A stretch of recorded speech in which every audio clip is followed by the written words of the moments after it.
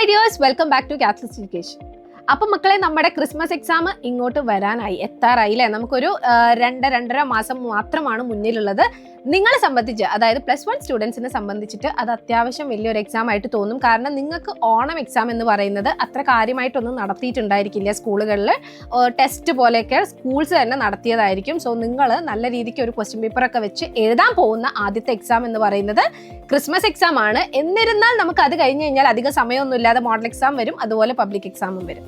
So നമ്മൾ ഈ ഒരു സമയത്ത് എന്ത് ചെയ്യണം? ഇനി തൊട്ട് കറക്റ്റായിട്ട് നമ്മുടെ സ്റ്റഡീസ് പ്ലാൻ ചെയ്യണം. സ്മാർട്ട് വർക്ക് ചെയ്തെങ്കിൽ മാത്രമേ നമുക്ക് നല്ല മാർക്ക് സ്കോർ ചെയ്യാൻ പറ്റുള്ളൂ. നമുക്ക് +1 തന്നെ മാക്സിമം മാർക്ക് സ്കോർ ചെയ്ത് വെച്ചിട്ടുണ്ടെങ്കിൽ +2 ആകുമ്പോഴത്തേനും നമുക്ക് കുറച്ചൊരു ബേർഡൻ കുറയുന്നതായിരിക്കും അല്ലേ?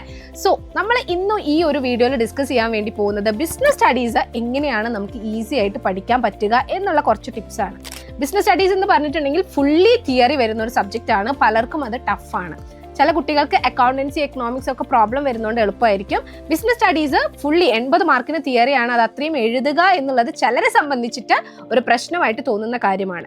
സോ അതത്ര വലിയ പ്രശ്നമാക്കാനൊന്നുമില്ല. നമ്മൾ കുറച്ച് ടിപ്സ് ഈ ഒരു വീഡിയോയിൽ ഡിസ്കസ് ചെയ്യുന്നുണ്ട്. ആ ഒരു ടിപ്സ് നിങ്ങൾ ഫോളോ ചെയ്യാൻ ശ്രമിക്കുക ഇനി തൊട്ടെങ്കിലും. കാരണം ഇനി നമ്മുടെ മുന്നിൽ അധികം സമയമൊന്നും ഉണ്ടായിരിക്കില്ല.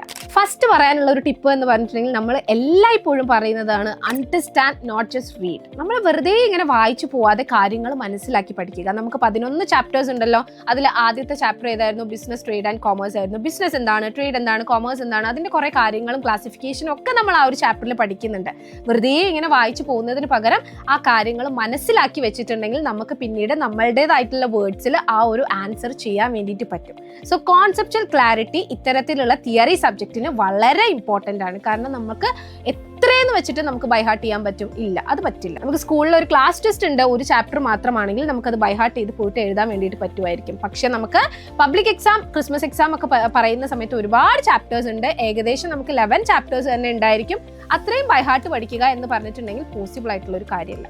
സോ കാര്യങ്ങൾ അണ്ടർസ്റ്റാൻഡ് ചെയ്യുക, ക്ലിയർ ആക്കിയിട്ട് പഠിക്കുക. റീഡ് ചെയ്യുന്ന സമയത്ത് വെറുതെ റീഡ് ചെയ്ത് പോവാതെ ആ ഒരു കോൺസെപ്റ്റ് ക്ലിയർ ആക്കുക. അതാണ് നമ്മുടെ ആദ്യത്തെ ഒരു ടിപ്പ് എന്ന് പറയുന്നത്. ദെൻ നെക്സ്റ്റ് വരുന്നത് എന്താണ്? Make smart notes. നിങ്ങൾ എല്ലായ്പ്പോഴും നിങ്ങളുടേതായിട്ടുള്ള രീതിയിൽ, നമ്മൾ ലെക്ചർ നോട്ട്സ് എന്നൊക്കെ പറയും അല്ലേ, സ്മാർട്ട് നോട്ട്സ് ക്രിയേറ്റ് ചെയ്യുക. സ്മാർട്ട് നോട്ട്സ് എന്ന് പറഞ്ഞിട്ടുണ്ടെങ്കിൽ ഷോർട്ട് പോയിന്റ്സ് ക്രിയേറ്റ് ചെയ്യുക. എന്താണ് ബിസിനസ് എന്ന് പറഞ്ഞിട്ടുണ്ടെങ്കിൽ നിങ്ങൾക്ക് അറിയണം അതിൻ്റെ ഒരു ഷോർട്ട് പോയിന്റ് അല്ലെങ്കിൽ ഷോർട്ട് നോട്ട് എന്താണ് എന്നുള്ളത് എഴുതാൻ വേണ്ടിയിട്ട് നിങ്ങൾക്ക് പറ്റണം. അല്ലെങ്കിൽ പ്രൊഫഷൻ എന്താണ്, അതിൻ്റെ ഒരു ഷോർട്ട് നോട്ട് എഴുതി വെക്കുക. പിന്നെ നമുക്ക് ഈ ഷോർട്ട് നോട്ട് റിവൈസ് ചെയ്ത് പോയാൽ മതി. പിന്നെ നമ്മൾ എന്ത് ചെയ്യണം? എക്സാം ആവുന്ന സമയത്ത് ഒന്ന് അത് നല്ല രീതിക്ക് റീഡ് ചെയ്യുക. അതോടൊപ്പം അതിൻ്റെ ഇലോബറേറ്റീവ് വേർഷൻ കയ്യിലുണ്ടായിരിക്കുമല്ലോ, അതും കൂടി റീഡ് ചെയ്ത് പോയാൽ മതി. സോ സെക്കൻഡ് ടിപ്പ് എന്ന് പറയുന്നത് സ്മാർട്ട് നോട്ട്സ് ക്രിയേറ്റ് ചെയ്യുക എന്നുള്ളതാണ്.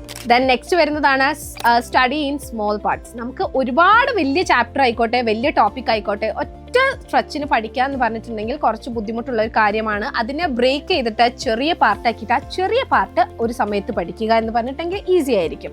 നല്ല രീതിക്ക് ഒരു ടൈം ടേബിൾ സെറ്റ് ചെയ്യുക. എന്നിട്ട് നമ്മൾ എന്ത് ചെയ്യുക? നമ്മൾ പഠിക്കാൻ ഉദ്ദേശിക്കുന്ന ചാപ്റ്റർ എടുക്കുക, അതിനെ 1, 2, 3 പാർട്ടാക്കിയിട്ട് ഡിവൈഡ് ചെയ്യുക. അതിൽ ഒരു പാർട്ട് പഠിക്കാൻ ഒരു സമയം വെക്കുക, സെക്കൻഡ് പാർട്ട് പഠിക്കാൻ നെക്സ്റ്റ് ഒരു ടൈം വെക്കുക. ആ രീതിയിൽ പോവുക. ഓക്കെ ആണല്ലോ? അതാണ് നമ്മുടെ നെക്സ്റ്റ് ഒരു ടിപ്പ് എന്ന് പറയുന്നത്.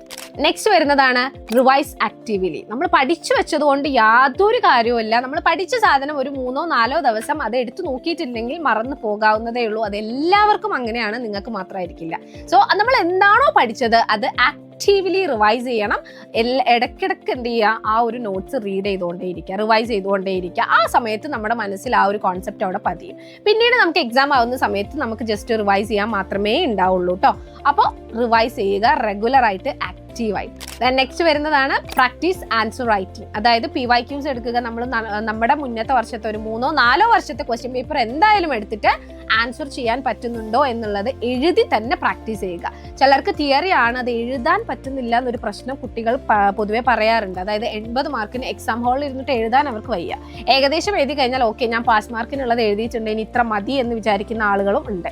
സോ അങ്ങനെയല്ല, നമുക്ക് 80 മാർക്കിന് നല്ല രീതിക്ക് ആൻസർ എഴുതുക തന്നെ വേണം. കാരണം നമ്മൾ എഴുതിയ എത്ര ക്വസ്റ്റ്യൻസിന് നമുക്ക് ഫുൾ മാർക്ക് കിട്ടും എന്നുള്ളത് നമുക്ക് അറിയില്ല.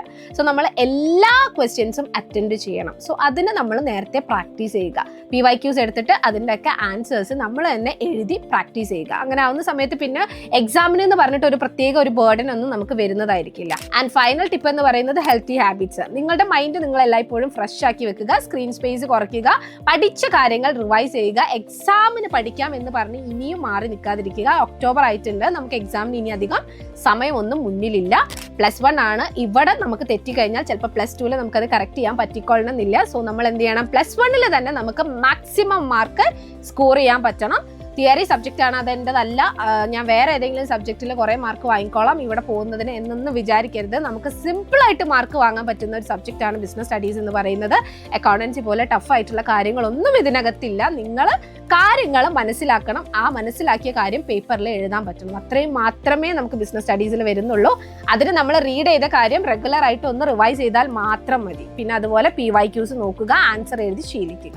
ഇത്രയും ടിപ്സ് ഫോളോ ചെയ്തിട്ട് നല്ല ഒരു മാർക്ക് സ്കോർ ചെയ്യാൻ വേണ്ടിയിട്ട് നിങ്ങൾക്ക് പറ്റണം. All the very best guys. Thank you so much.